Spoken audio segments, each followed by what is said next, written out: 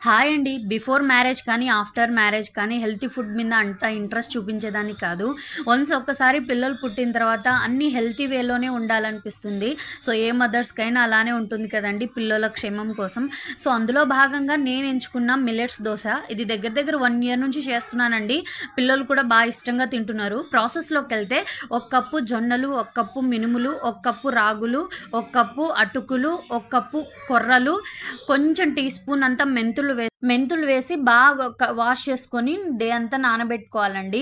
So, అలా ఎక్కువసేపు నానబెట్టుకునేలా చూడండి. ఎందుకంటే ఇందులో చాలా మిల్లెట్స్ వేసాం కాబట్టి అవి బరకగా వస్తాయి. మిక్సీ పట్టేటప్పుడు సరిగా నానకపోతే మనకు కడుపు నొప్పి వచ్చే అవకాశం ఉంటుంది. అందుకే బాగా నానేలా చూసుకోవాలి. సో, డే అంతా బాగా నానిన తర్వాత నైట్‌కి పిండి పట్టేసేయాలండి. నైట్ పిండి పట్టిన తర్వాత నైట్ అంతా పులువనిచ్చి మార్నింగ్ దోసలు వేసుకొని తినేయడమే. టేస్ట్ బాగుంటుంది. మనకు కావాల్సిన క్వాంటిటీలో పక్కకు తీసుకొని మిగతా క్వాంటిటీ ఫ్రిడ్జ్‌లో పెట్టుకుంటే 4 డేస్ వరకు స్టోర్ ఉంటుంది. సో, పాడవ్వదు. ఆఫ్టర్ 4 డేస్ పాడవుతుంది. నేను అబ్జర్వ్ చేసింది మీకు చెప్తున్నాను. సో, తర్వాత దోసలు వేసుకొని తినడమే. చాలా టేస్టీగా ఉంటుందండి. మనకు క్రిస్పీగా కావాలంటే క్రిస్పీగా వేసుకోవచ్చు.